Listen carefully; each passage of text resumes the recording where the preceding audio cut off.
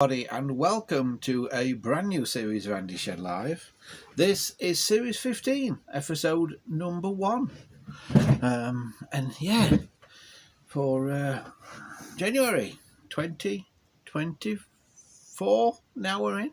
I can't remember what year it is. Hello there and welcome back to the show. You will see that I'm not in my normal place. I am in the loft at the moment. Hello and hello to all the people who are there in the Odyssey chat as well. If you're watching us on Odyssey, you should be in the chat there. If you're watching us on the website andyshed.coldpress.net, you will find a link on that page there, on that live page, andyshed.coldpress.net/live. You'll find a link on that live page to take you to the chat as well. You do have to have an Odyssey account to take part in the chat. You can get it from odyssey.com, odyssee.com. So yeah, here we are now. That I can actually see the Odyssey chat, and I can, for some reason though, it sends me on one side for some reason that I can't quite fathom. Yeah, that does weird things. But yeah, we are here. I'm just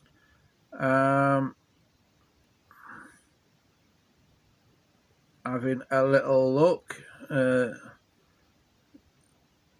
see who is here. Doesn't tell me when these chat messages were sent. Right, Wesley's here anyway, and I think Dominic, masquerading as GWR King Class, I think he is here as well, as indeed I believe is Gambo. Wesley says, I was back down your neck of the woods yesterday, Andy, in Shirebrook. What on earth were you doing in Shirebrook? Nobody goes there if they don't absolutely have to. What are you doing there? Yeah, you were very close by. You should have let me know, Wesley, and you could have dropped in. I'd have even put the kettle on and everything. I was at the radio station yesterday as well. You could have popped in and seen the radio station as it's trying to start getting going and things. So yeah, I was in that part of the world yesterday, shall we say. Yeah. So what have we been doing? Well, we've been off air for the last couple of weeks. Well, basically just trying to catch up on stuff. Because it is so busy at the moment, I cannot even begin to tell you how busy it is. It is absolutely insane at the moment, really mad. So yeah, so I've not really done anything particular while we've been off. I've just been trying to catch up on stuff, but I've not managed to get anything done up here with any of this lot. Wesley says, I will do next time, Andy. I think I'll be back before too long. Oh, there you go. Yeah. Let us know when you're coming back, Wesley, and we'll do a meet and greet and things. Also, is talk of around Easter time, maybe not actually at Easter itself, but sometime around about Easter time, we are going to be filming in Blackpool. So if anybody's around the Blackpool area and wants to come and say hi, get in touch with us via the contact us thing on the website, andyshed.coldpress.net, and let us know that you want to come to the Blackpool filming day, and we'll give you more information about it. We're going to be recording a couple of Escape the Shed episodes, hopefully, in Blackpool, like I say, around about Easter time. So if you want to be a part of that, do let us know. I found while I've been sort of rummaging through things here, I've actually found some dial opals, and these are good dial opals because these are the thick ones. fit to 706 phones. Yeah, these are the thick ones, the solid ones. So I've just found 3 of them. So that's good, isn't it? Well, we've been while we've been looking for stuff and that out here, because I have been putting things together. There is a phone chassis on the bench here that we are trying to turn back into a telephone. Can you see that? Which way have I got to go with this so you can actually see it? That way, that way, that way. Is everything reversed, by the way, on the picture?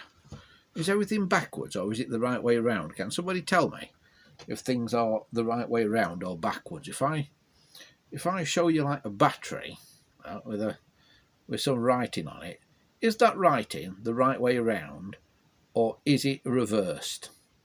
I'm just interested to know. I can't tell from this end if it's what it's doing.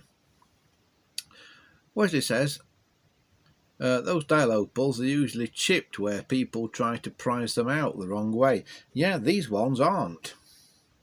These ones look like perfectly good. There's a little bit of a chip on that one, but it's not on the front edge. It's on the back. But the other 2 are perfect.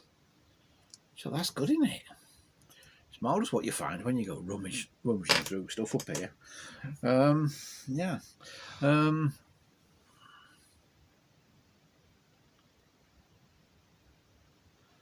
Wesley says, I read Mary the right way round on your wall. Right. Oh, that's a poster. Yes, that's yeah. That's a yeah, I was thinking, why have I got Mary written on my wall? Yeah, it's a poster for the movie Something About Mary, starring Cameron Diaz.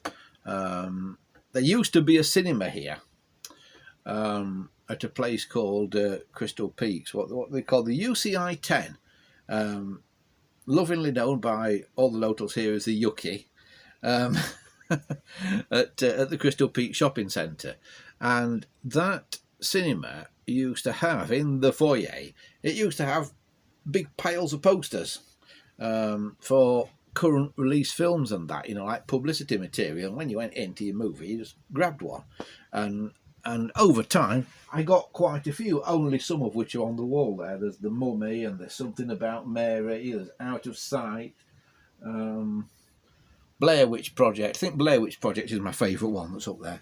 But yeah, there's various ones. You can tell the era from the titles of the movies. It was a particular point in history when you could get these posters. And I don't know if any cinemas give away posters now.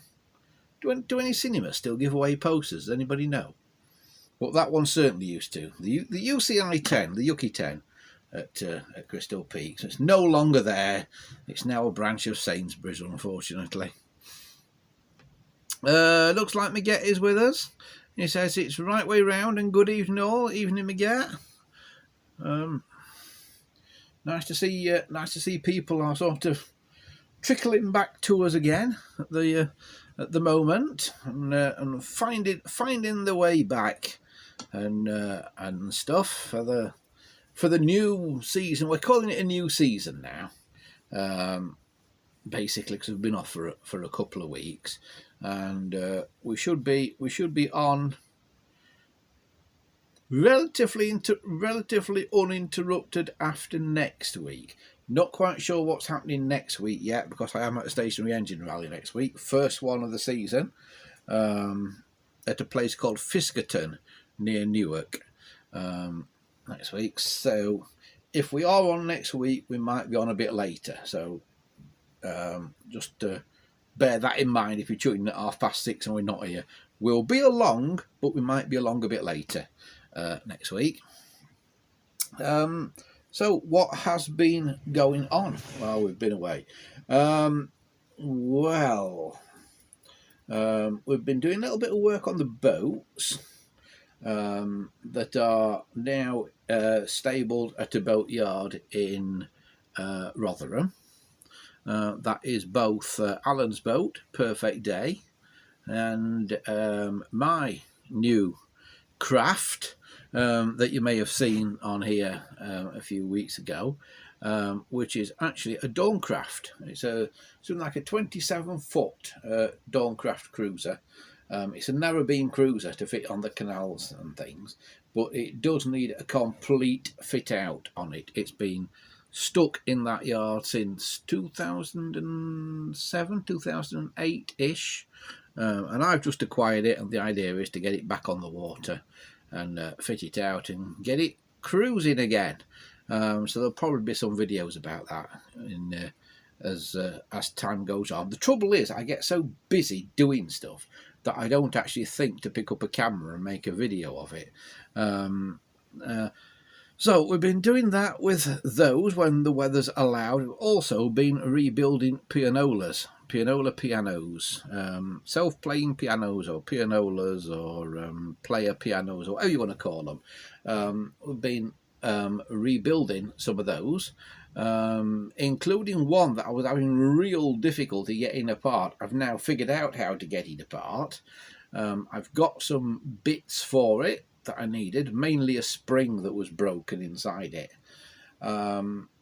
We've got that sorted, but now I've got to recover some of the air bellows that make it work, because they work on vacuum. So I've got to recover some of the bellows that make that work, because over time they go porous and stop being airtight, which is not good.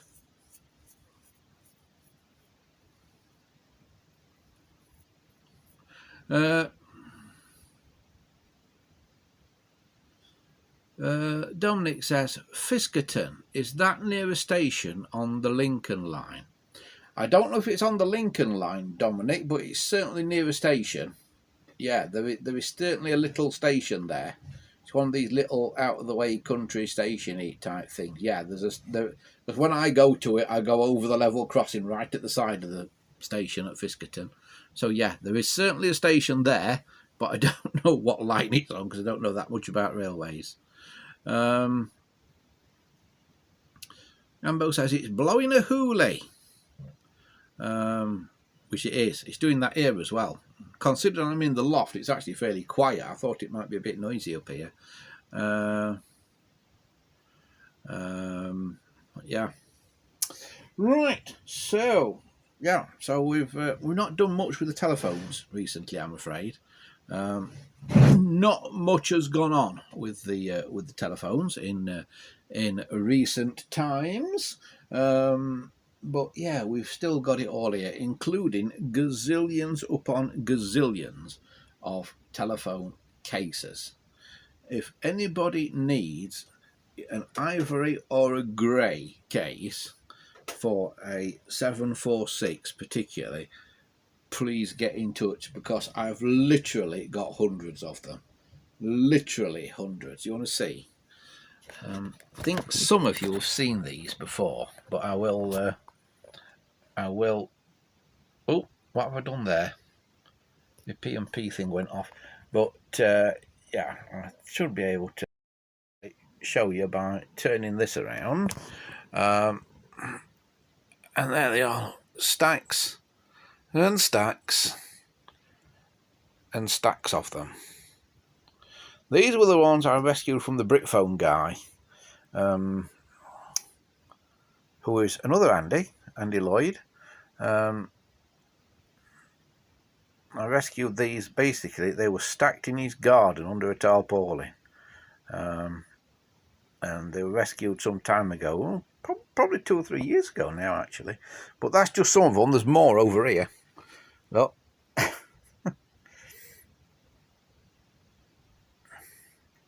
So yeah, we've got quite a few of them. Yeah. And then, as I say, on the bench, while I've got the phone this way round, we've got this, which is the remains of a 706 that we've got here that we're doing things with. As you can see, still wants a clean on that. It's a little dusty, this one, but it does sort of work. Bit reluctant, but it does kind of work. So we've got that that here being basically assembled and got ready for having a case put back on it and being turned back into a phone. We've also got quite a few other interesting phones here. We've got boxes and boxes full of stuff that needs sorting out and putting on shelves and stuff, including, let's have a look what we've got in this box, shall we? What have we got in here? Oh, we've got a nice trim phone in here. Nice a nice Snowden range trim phone, sort of brown and sort of dark cream or buff one, if you want.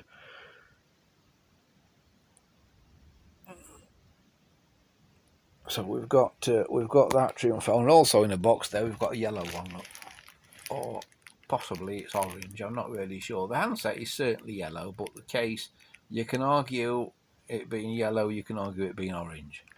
Depends literally on how you look at it. And we've got a rather nice original 706 down here as well. And these are just things that are just happen to be kind of out of the boxes at the moment. Well, we're just sorting stuff out. But as you can see, there's quite a lot of it. Quite a lot of stuff all over the place, basically, here. So, yeah. Right, hang on now. Right. I've now got it all the wrong way around. Right, hang on a sec.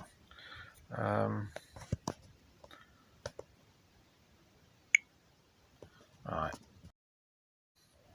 Let me turn my camera back around like that. Then we do.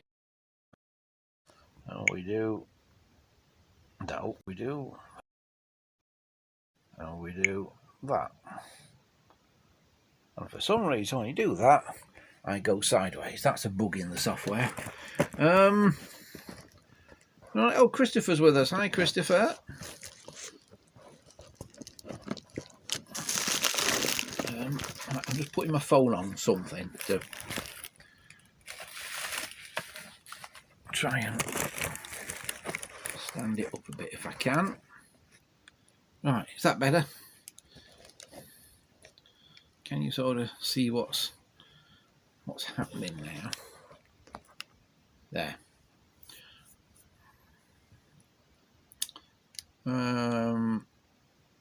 Dominic says, I've got the same red 746L from the same year connected at the moment. Red 746L. Oh yeah, because Christopher says he's getting a red 1968 746L. But actually looks like quite a nice one. He did send me a picture of it. I can't show you the picture at the moment because we're not on a computer. We're on a phone tonight doing this. So I'm stuck up here in the loft.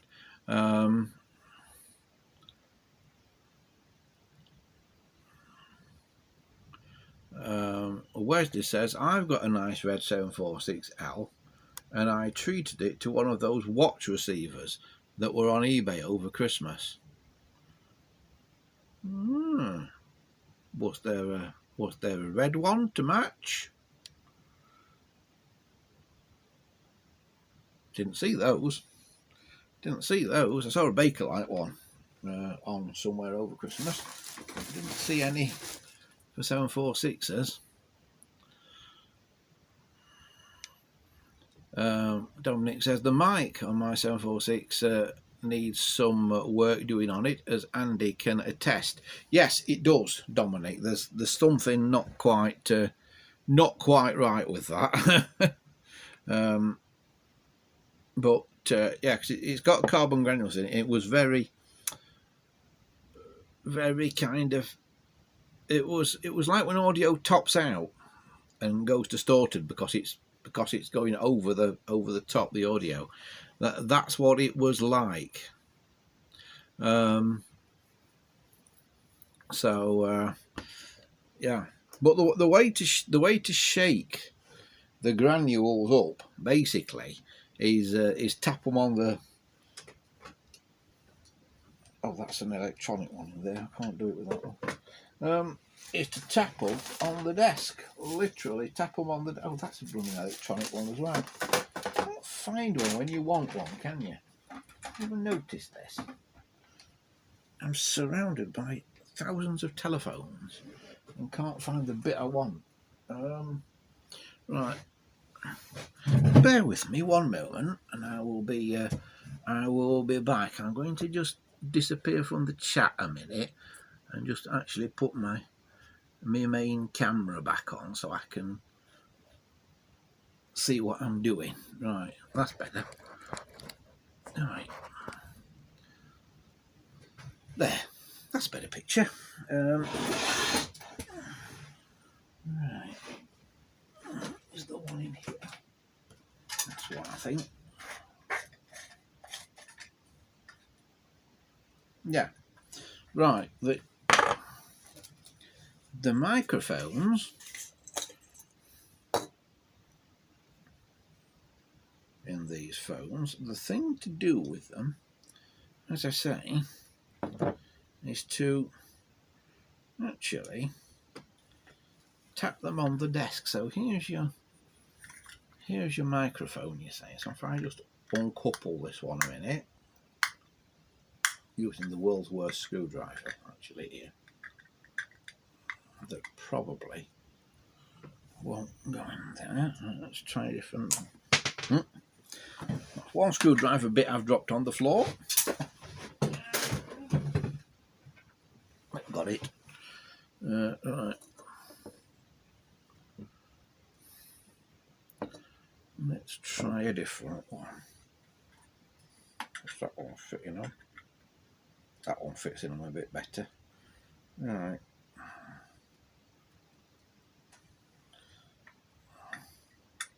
I haven't got my little big Clive screwdriver up here. It's downstairs. Alright, that one's released. And that one's released. So, what happens to these, basically, is these have got carbon granules in. And the carbon granules all stick together over the years. They get damp. I mean, this one was made in 1966. If you look at the back of it, I don't know if that's focusing. But the carbon granules inside these get all stuck together and that. And the thing to do to make it start working properly again is give it a shake. And you should be able to kind of sometimes hear a bit of something. But also, just tap it on the desk. Literally, just get it on the desk and go.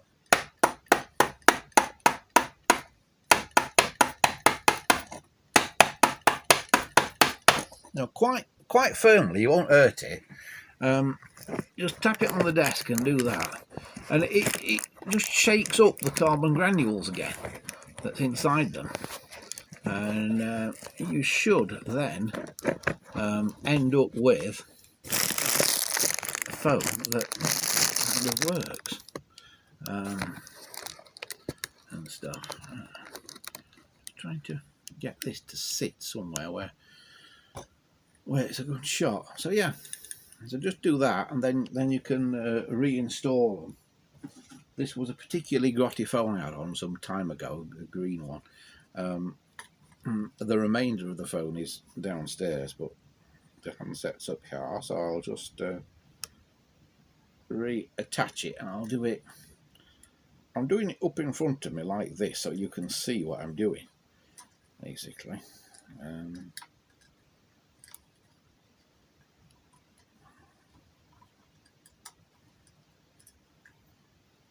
So it's just a case of reattaching that.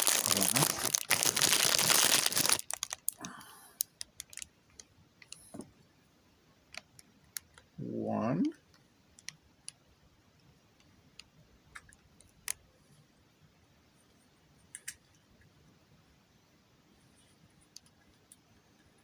And that was the blue one. That's the white one. I don't think it particularly matters which way around you do it.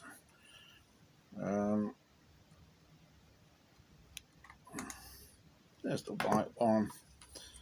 Then you just put that back in there like so, so it can't move around. And there you go, it's back together. And theoretically now that will sound a lot better than it did. Now I've tapped it on the desk. So that is the fix for the carbon granules. So do that, Dominic. Try that and see what happens.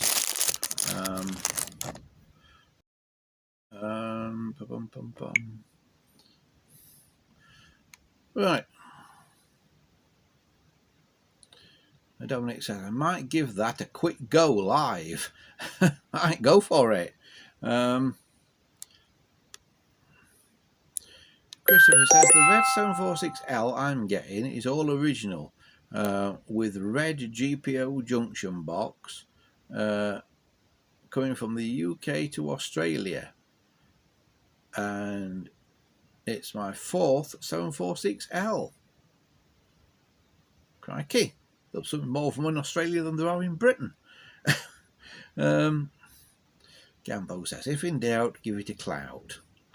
Yeah, that's the way to do it, Gambo. Christopher says, I've got 2 746Ls already in service in my house. It says a grey 1967 one in the living room and a black 1968 one in the bedroom.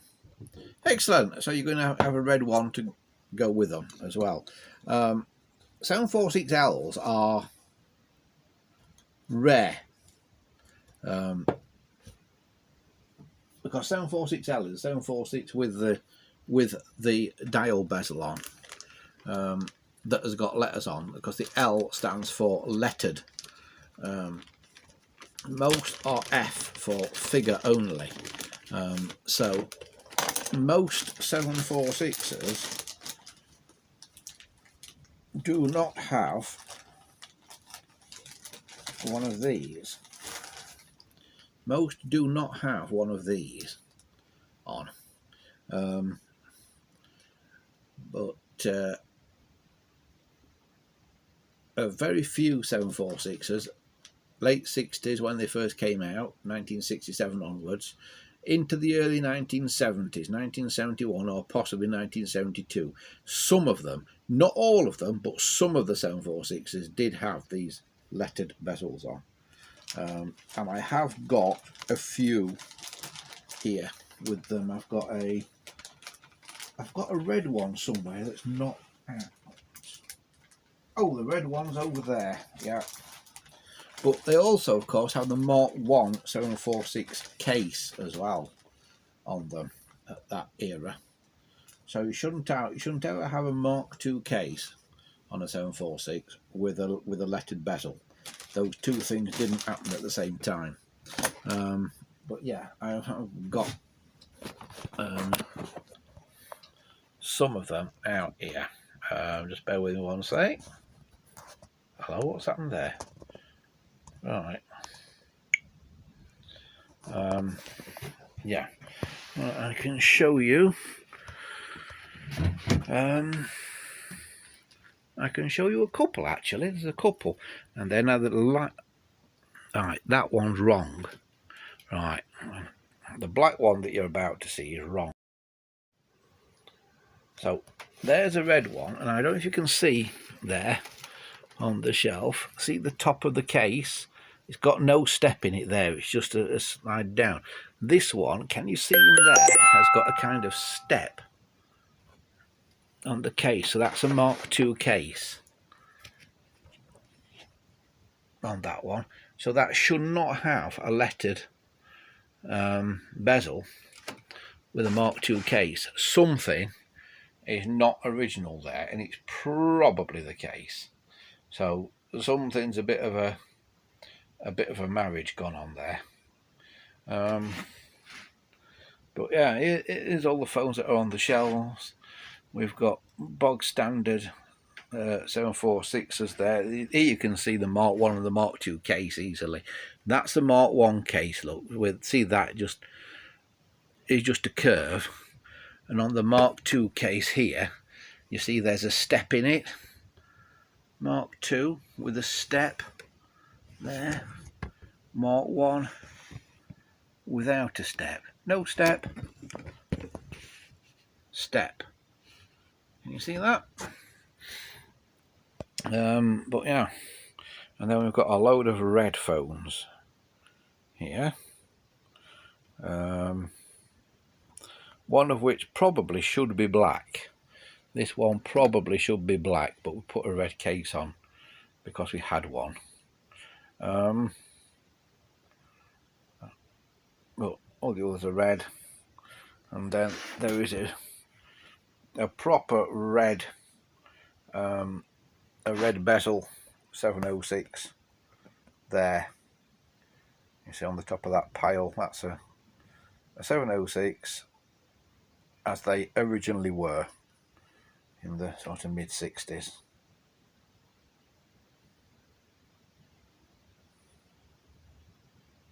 And then we've got all kinds of other weird and wonderful things up here, including these switchboards. And one day, when I get some time, I am going to try and get these switchboards going, try and get them working.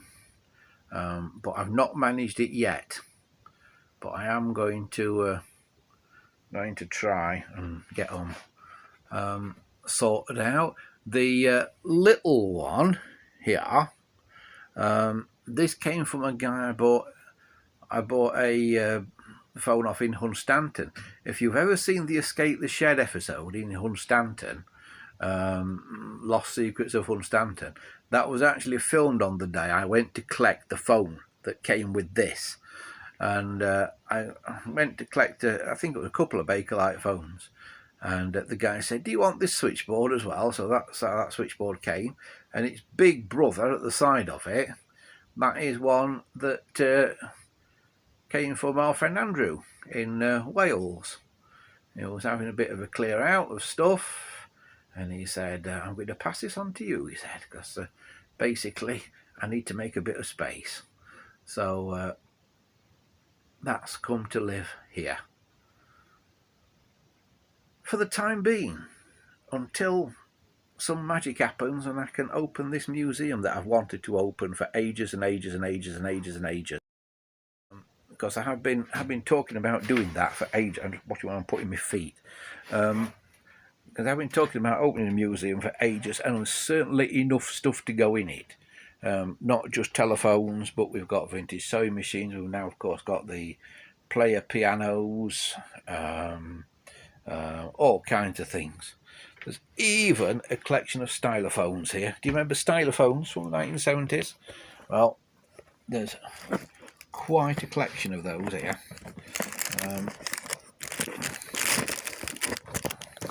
Right, put you back in your box where you're kind of wedged. There. So yeah, we've got a bit of stuff, shall we say? A bit of stuff.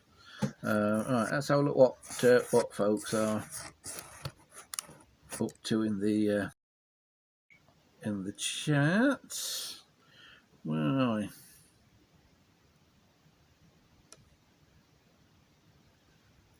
Christopher says, on the black 1968 746L in my bedroom, I have the bells disconnected so I don't get woken up with the phone ringing. But I can hear the bell in the living room, so I can still hear one.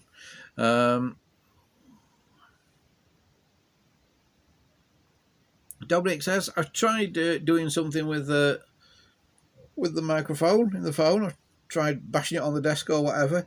It says it seems a bit clearer on the earpiece, but we'll need to test the mic at some point.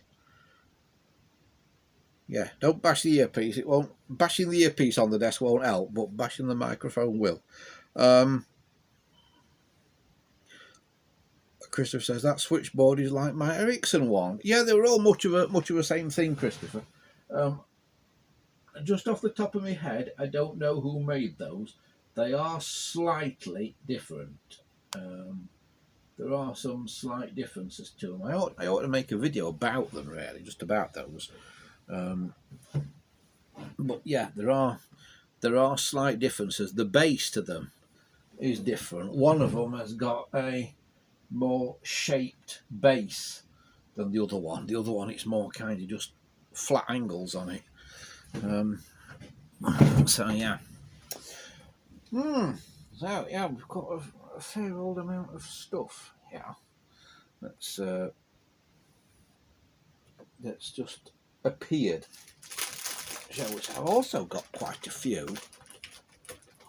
I can get them out. I've also got quite a few of these, the sort of innards of a 300 series phone. Now, there's something I want to know about these. And what I want to know is this. In a 300 series, right, this thing here is the induction coil. Yeah? And it looks similar to the induction coil that you would get in a Bellset 25. Now, I've got a lot of Bellset 26s here that are exactly the same as a Bellset 25, except for the fact the Bellset 26 doesn't have an induction coil fitted into it. What I want to know is, can I take an induction coil out of a 300 series chassis like this and put it into a Bellset 26 to turn it into a Bellset 25? Is it the same values in the induction coil, or is it near enough even the values in the induction coil that I can do that? Because I've got quite a lot of these chassis without bodies. For some reason, these turn up quite frequently, quite cheaply, without bodies on them. I think it's because Bakelite phones break, and I think it's when people break their Bakelite phones that they then just sell the chassis out of them.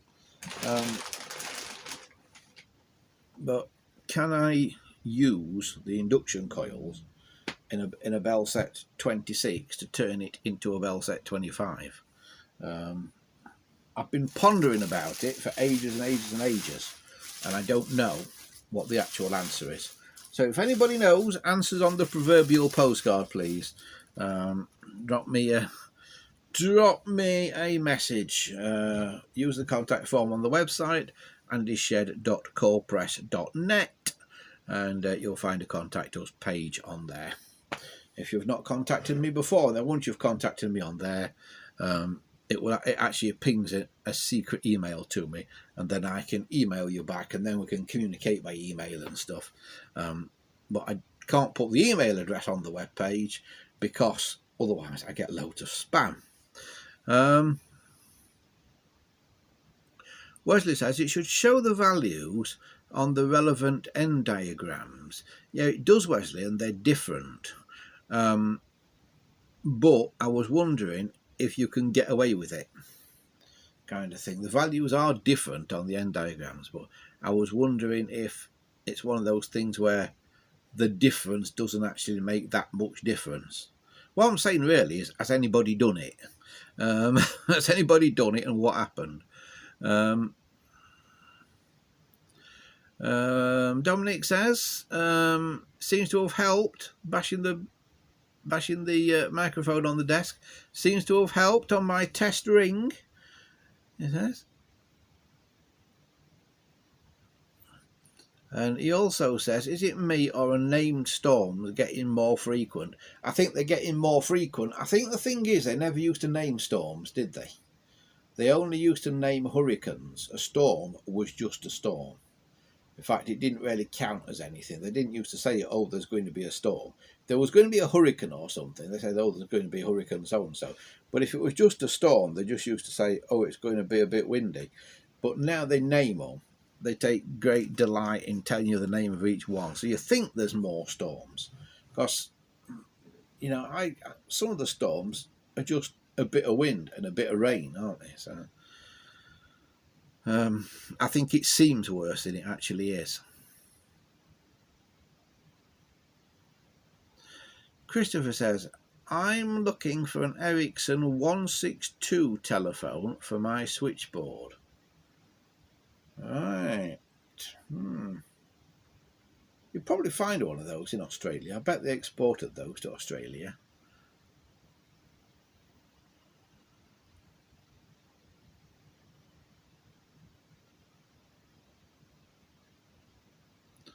And he says, yeah, your switchboard runs on 46 volts AC. Yeah, and I think they have a battery inside them as well. I think they have a battery inside. It's a bit like this tester thing that I've got on the desk here. That needs transformers to make it fully work and stuff, because it's not got a transformer in it at the minute. This tester, but it should have power supplies to it that deliver various voltages, and at the minute it hasn't. It hasn't got any. Is it on this? Perhaps it's not switched on. Oh, that's it. Speak. Test line. Test exchange.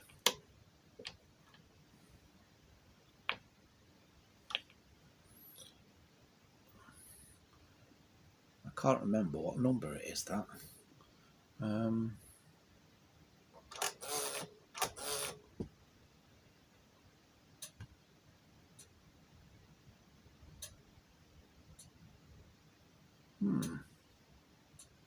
It's not that.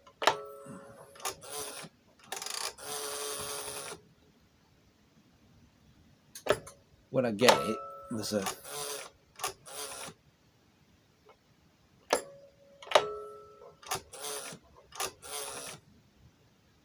phone plugged into one of these. What number is it then? Did I write it on? No, I didn't, because I'm an idiot.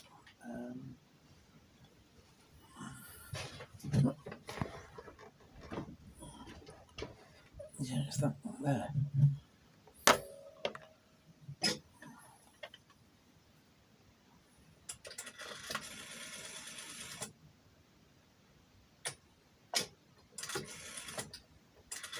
Just bear with me 1 second. I know it's silly.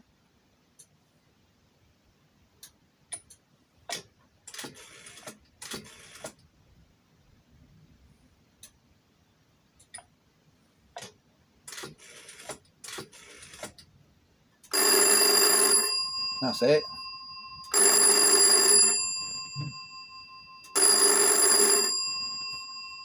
That 22, I rang. I knew it was somewhere in the 20s.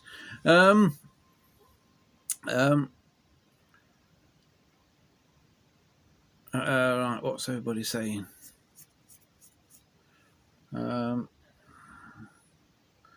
Wesley says, I've got a lovely old GPO 162 with the correct bell set.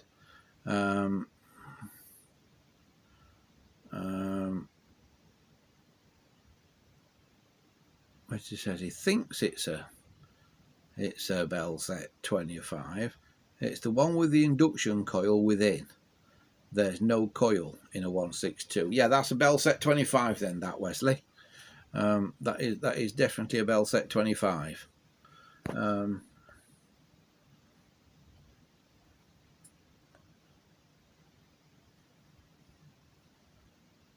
Gambo says the Ivory Indian phone has got a GPO handset on it. Yeah, probably things got switched around and stuff. You know, make phones out of bits before they sell them to you and that. And, the Indian stuff is a bit of a nightmare because some of it came out the same molds that the original stuff did. So it's some of it is very hard to tell where it's come from.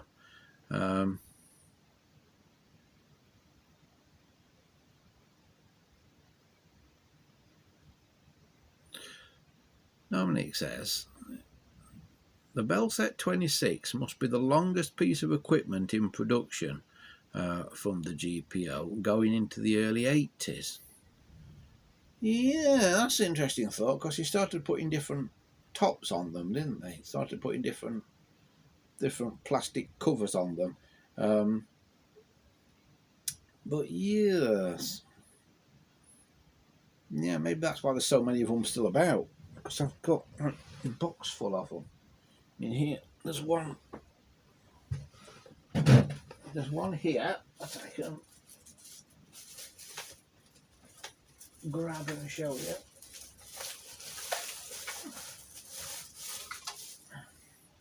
This is what we're talking about. What's that fell out of it? Was that a screw? Fell out. A little screw. But yeah, this is a Bellset 26. And if I, as you can see, it says 26 on it. The back, it'll say 26. And for those of you who aren't familiar with a Bellset 26, I can show what the problem is. If I just put the camera down a minute.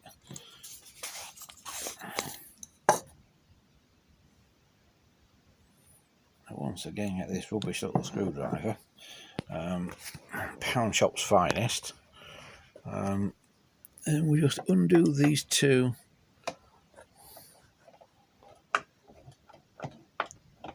screws in the cover.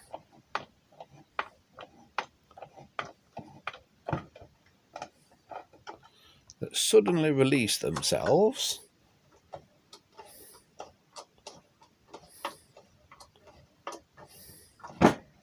Like that.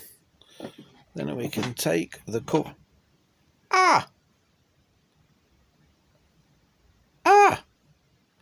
That's got one in. That is a Bellset 25. Well, darn me. You could knock me down with a feather. I didn't know I'd got that. But that does appear to be. Or is that one that I've put in? I can't actually remember now if I put that in there or not. Because it's not wired up. Yeah, I think I put that in. Yeah, I think I did. Because it does say 26 on the back, doesn't it? Yeah. And if you look at on the thing, there, you say there is no induction coil. But as you can see, yeah, I'm sure I put this induction coil in.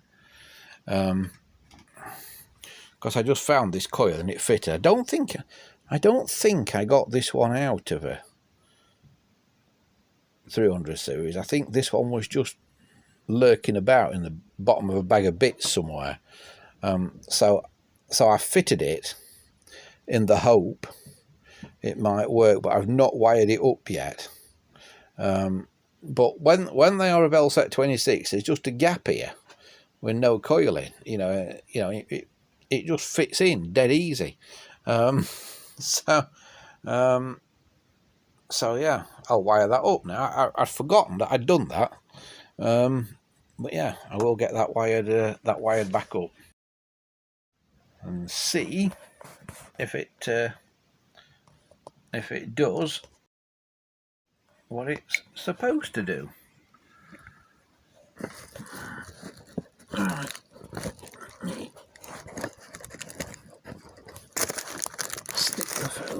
down in there again. There we go.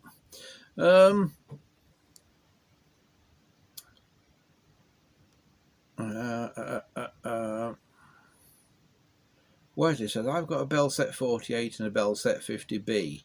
They're fairly rare, as they're for the 713 pendant phones. Yes, I needed one of those for a pendant phone, and what I ended up doing was I ended up making one.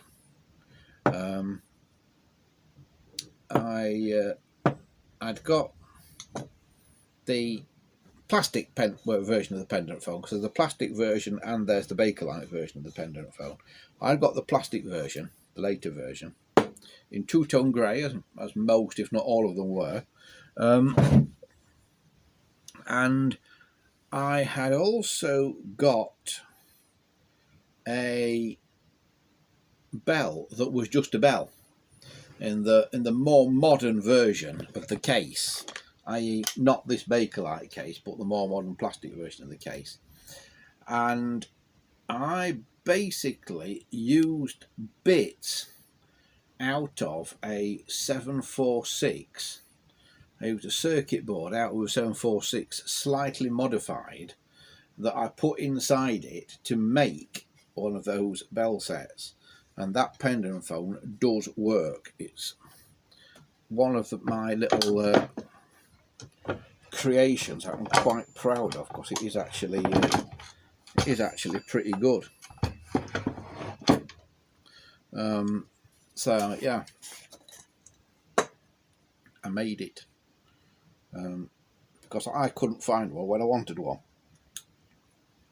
and I thought, well, it kind of looks like it's bits from a 746, and when I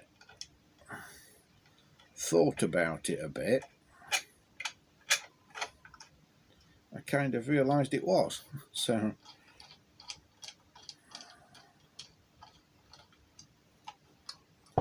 that's what we did.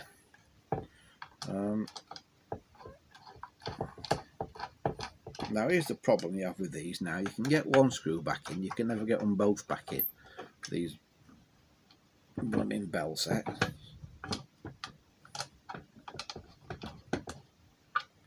That's it, you have to tighten them down fairly evenly, the two screws, you know.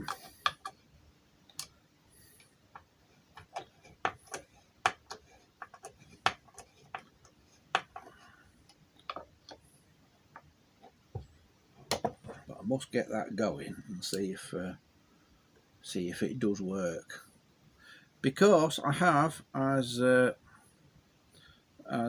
Dominic says, got a lot of candlestick restoration work to do. They're not here, they're at the radio studio at the minute. Fungi, who appears on here sometimes, Fungi Phipps, came to see me, and he bought a load of phones that he wanted restoring and getting working and that. And in amongst them was about half a dozen candlesticks. So gradually working through those. If you're watching stroke listening, Fungi, we are working our way through them. You've not been forgotten. I have been tinkering with some of them over the last couple of days, actually, while I've been at Plesley Vale.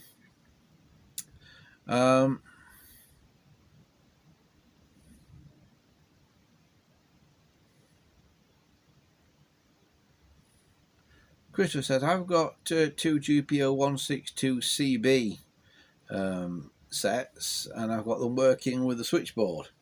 Cool. Excellent. That is very good.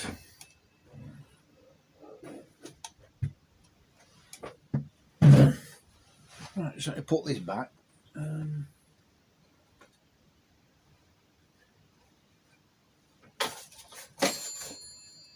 I'll stick it back down there for now. That. Yeah. There's all sorts of little jobs to do. This is the problem, you see. I start a job and then I get sidetracked on something else and I forget that I was doing it. Yeah, it happens all the time. I have to figure out what number this phone is. Why is it not? Weird that.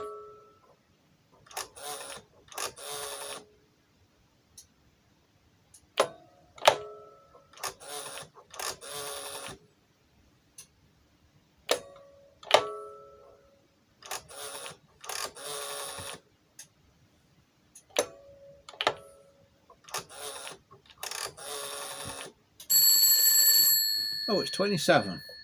The one on top of the thing here. Why is it 27? That's a high number.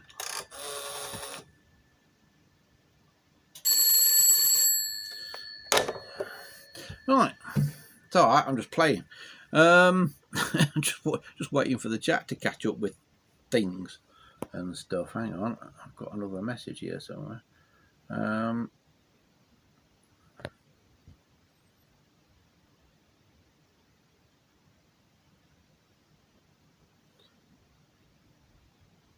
What's she doing? Just bear with me 1 second.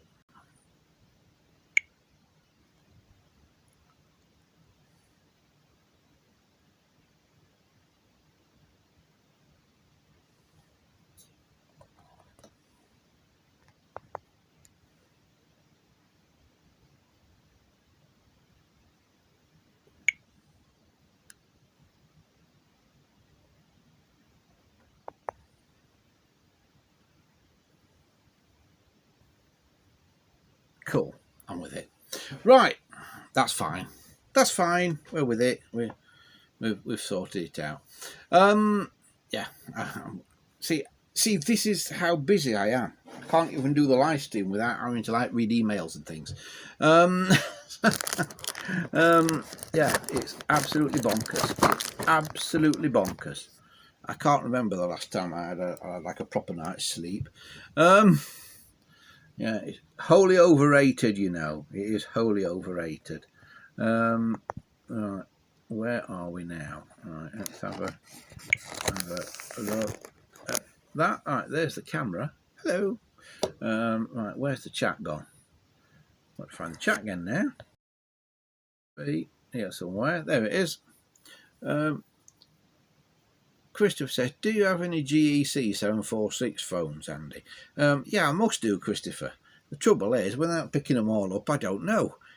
So I've got no idea. But some of these somewhere around here, because there's loads you see around here. If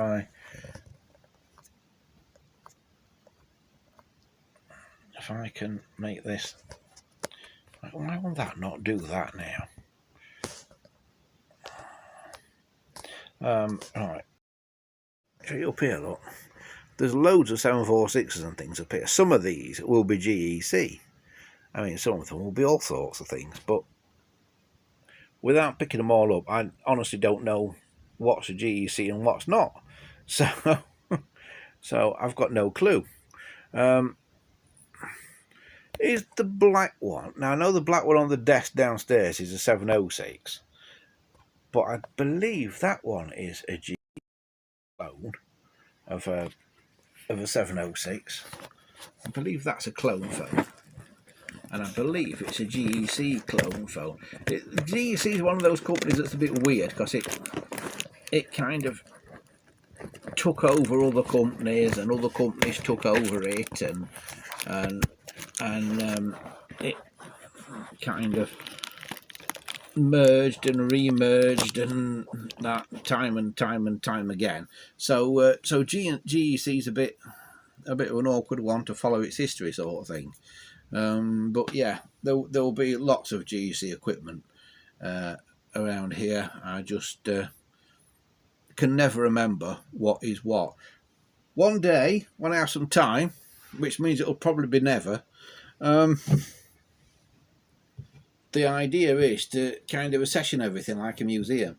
So I have a catalogue and everything has a number on it, so I know what it all is and where it all is. That's the idea. Eventually, I'm hoping eventually there will be a web page where there is a picture and a description of every phone that's in the collection here. But that would be a Herculean task to do. I will need weeks and weeks of doing that and nothing else to do it. So yeah, that'd be a bit of a nightmare. But it is something that I would like to do, because people do ask me, just like you have just now, Christopher, have you got such and such? And the answer is, I've got no idea, because I've entirely lost track of what there is, because stuff arrives, and when stuff arrives, it doesn't seem to arrive in ones. It seems to arrive in big batches of things, because I see stuff for sale like on eBay and places like that, and when people are selling one phone, it's very expensive normally, and I think, oh, that's too expensive.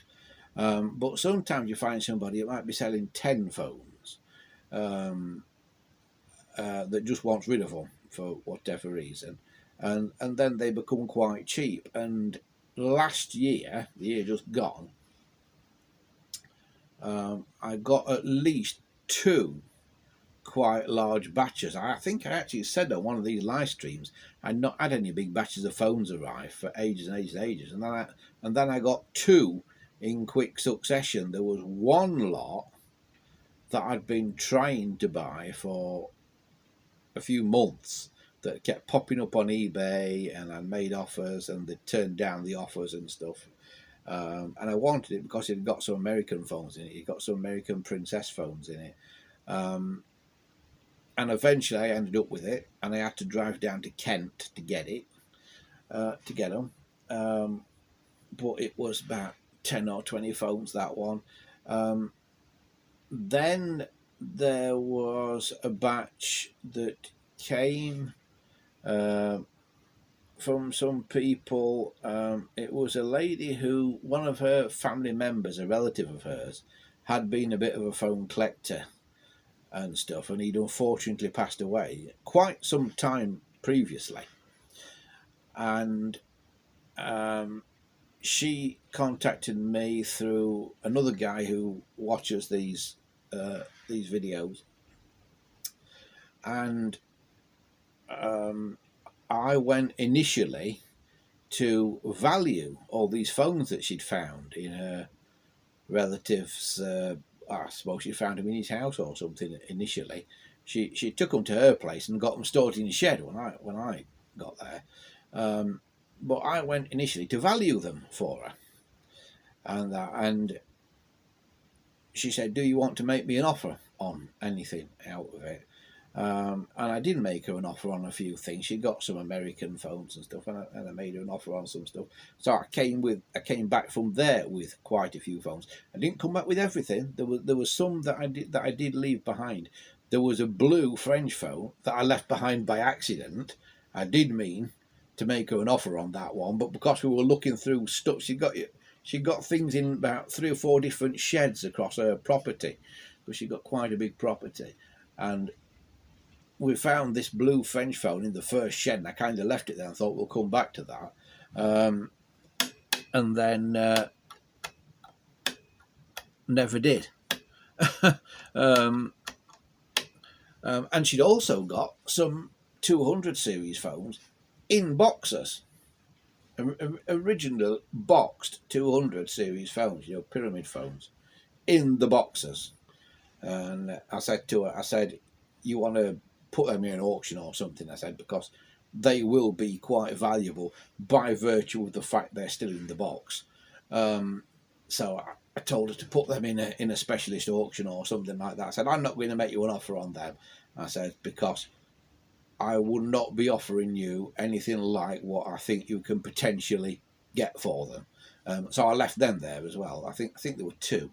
But some of the other stuff, some of the other not so valuable stuff, that just complemented the collection, that kind of filled gaps and things, I brought it. And like I say, there was some American stuff in it, because I don't generally collect phones from overseas, but I do collect American ones. So British ones and American. I don't collect all the European stuff and that generally, but American phones I do collect. and that, 500s and things like that. And I have actually got quite a few. Very rare do I actually get one from America, because the postage to get something from America is horrendous.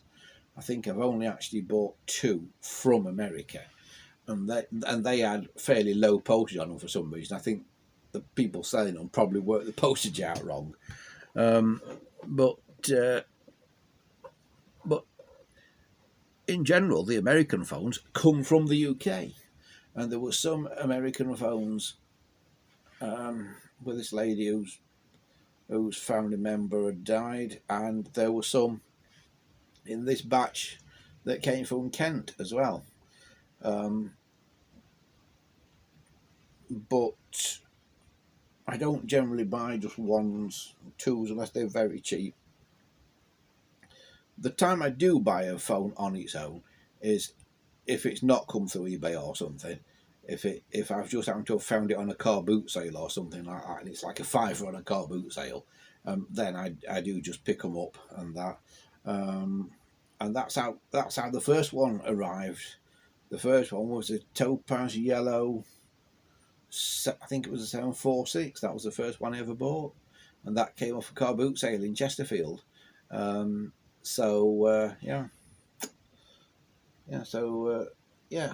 not had any big batches arrive for a while, which is kind of good because I've really run out of places to put them.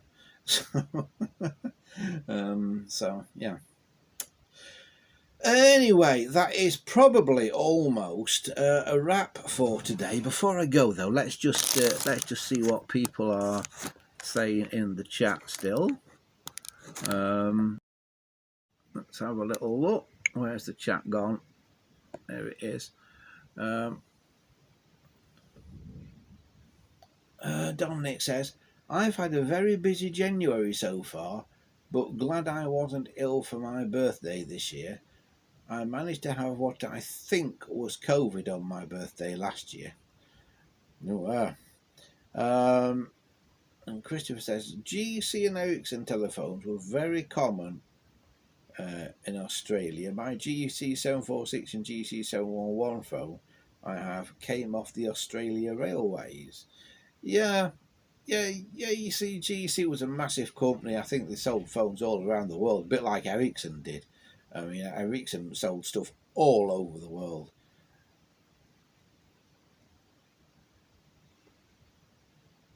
And Christopher says, I'm not sure why Australian Railways use UK imported phones, because I got an Ericsson phone that was used in Flinders Street Station. I think they were probably just cheap. Yeah, I mean, remember Britain used to export stuff all over the world to all its colonies. Britain had these colonies all over the world, Australia, India, all those places that used to be pink on the map, and we just used to export a hell of a lot of stuff all over the place. So you could go halfway around the world and find British-made things. I mean, you go on the railways in India and that, and you find bits of railway equipment made in Britain on the India railways and stuff. Like tablet machines for the single line sections and stuff, and even like bridges and that, and big cast iron beams on bridges. It'll have a British manufacturer's name on it and stuff. So yeah, we did used to export a hell of a lot of stuff. Now we import tap from China.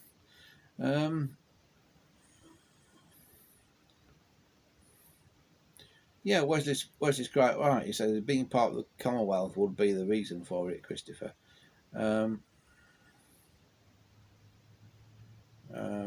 Dominic said it's a shame about Port Talbot going to just recycling steel. Well, I think the reason for it, I'm actually surprised it's going to stay recycling steel.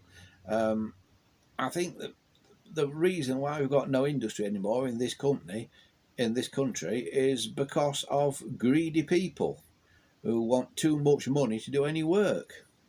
When you're having to pay people £11 an hour to do the most menial tasks, it's absolutely bonkers. Is there any reason?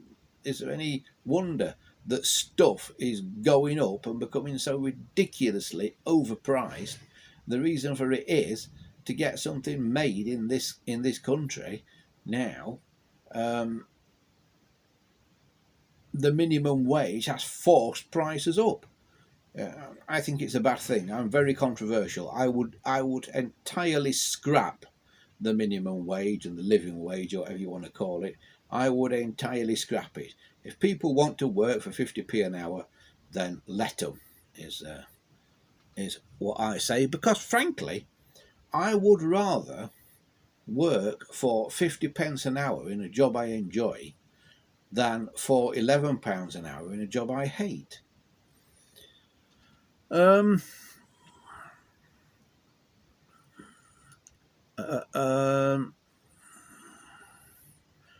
Christopher says Ericsson signal post phones are still in use on the Australian railways, and 64D bell sets.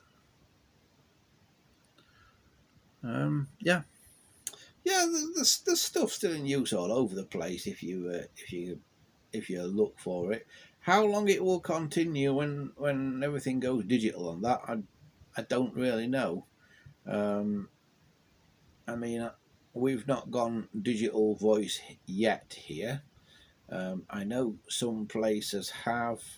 I'm getting asked about it more and more now. It seems the answer is, for when you do go digital voice, you have a router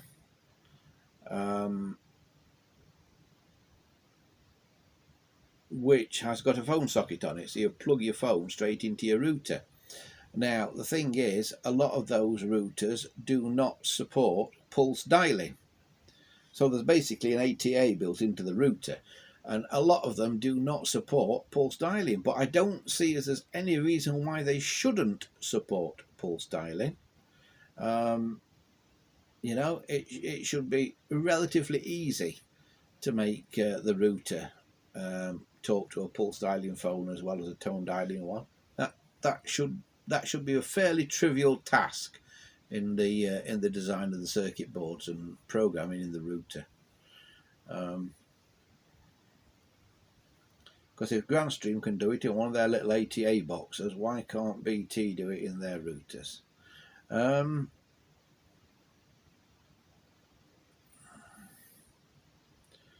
So, yeah. Right.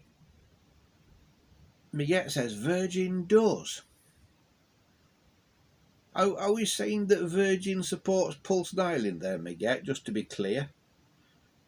Is that what we're saying, that Virgin does support pulse dialing? I've got to wait now because there's a bit of a delay before he gets the message and can send me a reply. Because if Virgin does, that's interesting to know. Because I had previously been told Virgin was one that didn't. You know, if you had your broadband by Virgin before all this digital voice stuff started with Virgin Cable, then I was told that on that pulse dialing phones didn't work.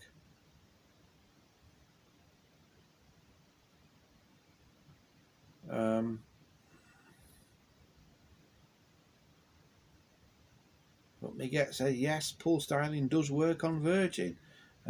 Wesley has asked an interesting question. He says, do you plug your phone directly into your router, Miguel, or do you go via a PBX or something like that? Because if you go via a PBX, the PBX might secretly be doing pulse to tone conversion that you may be not aware it's doing.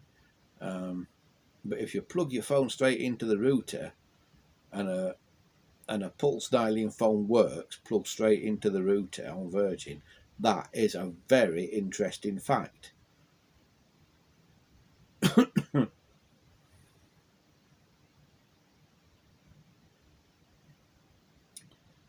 Dominic says, I'm interested about these reports of Virgin sending out converter boxes. It's a legal requirement for them too. If you are put onto digital voice, yeah, Mia says yes. I just plug the phone into the router. If you are put onto a digital voice system and you have no other way of contacting the emergency services, like, for instance, if you don't have a mobile phone, or if you are in a place where mobile phones don't work, like we are at the radio studio at Pleasure Vale, because it's in a ravine between two cliff faces, basically, and mobile phone signals don't go down it, they just go over the top. If you're in a place where you can't use a mobile phone, so your landline is your only way of using a phone, then it is on the part of the telephone company, whoever's providing your equipment, to make sure that you can use their equipment. And the main thing is to do with power outages. They have to give you, if you've not got a mobile phone, they have to give you, and this is a ruling from Ofcom, a piece of equipment with a battery backup in that will last for a certain amount of time. I think it's an hour, it might be 2 hours, but they have to give you a piece of equipment that will allow you to make and receive calls for a given amount of time after your power has gone off. But also, I believe, equipment should be backwards compatible. They cannot make you buy a new telephone. If you say, this is my telephone, your new equipment now has made my telephone not work, it is down to them to sort out their new equipment so your telephone does still work. What I say to them, whenever I talk to them, I say, I've got a telephone here that's worked for over 100 years. You clowns have now done something to stop it working. It's been perfectly good for the last 100 years. And they say, well, you need a new phone. It's 100 years old. I say, I don't need a new phone. My phone's 100 years old. It still works perfectly well. And that, it's your brand new equipment that's the problem. Sort it. And they get sent away with a flea in their ear. Christopher says, I use a PBX to get my phone to work on my NBN landline.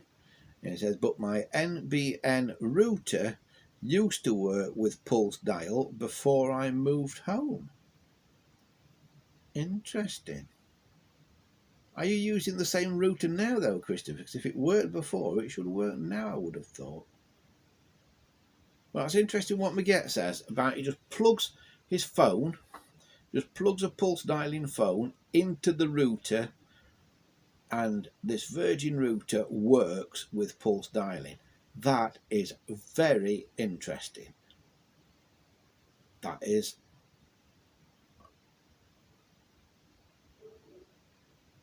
I'm just reading the chat. And using the same router, but it doesn't work now then. So how does it not work now if you're using the same equipment? I don't get that. Unless the firmware in it's updated, and the updated firmware now doesn't support pulse dialing anymore. Yeah, it's all interesting stuff. I mean, we could talk about this for hours and hours and hours, because there's all sorts of permutations on it. But that's interesting to know about Virgin. Again, if I get a chance at any time, I will get in touch with Virgin and ask this question of them, and see if somebody from Virgin can give us an official response, because it does sound interesting, that, and it may make a lot of people switch to Virgin. Because I think I'd probably do it if I was told Virgin still support pulse dialing. I think I'd switch. So yeah, right. Anyway, I think that is about as far as we are going to go for this week. A big thanks to everybody for taking part once again. It's nice to see so many people back here. I'm aware there aren't as many people in the chat as there used to be, perhaps. We are still broadcasting on YouTube at this stage, although how long that's going to last for, I don't know.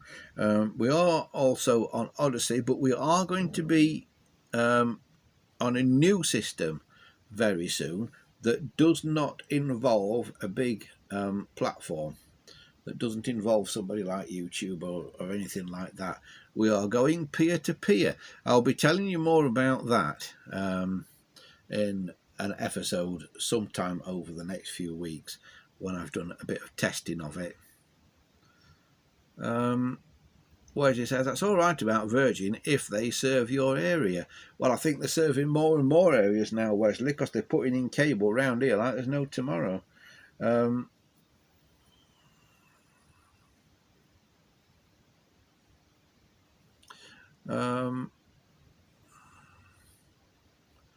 Right, I think it's time to for me to hit the road. Got to go and have my tea. Got to go and have my Sunday night pizza. But I will see you all again. I would say same time, same place next week, but it might be a different time. It might even be a different place next week. As I say, we are going to Fiskerton next week, next Sunday, for a little stationary engine do at Fiskerton. So we might be on a little bit later. We'll still try and get on for 6:30, but if I'm not here at 6:30, don't worry, I will be around later. So thanks to everybody for taking part. Dominic says it's good to see the loft and see everyone next week. Yep, thanks, Dominic. And thanks to everybody. And we will indeed see you all next week. But from me, for now, have a fantastic week ahead, everybody. I'm just pressing the right button here. And yeah, I will see you all next time. Bye for now.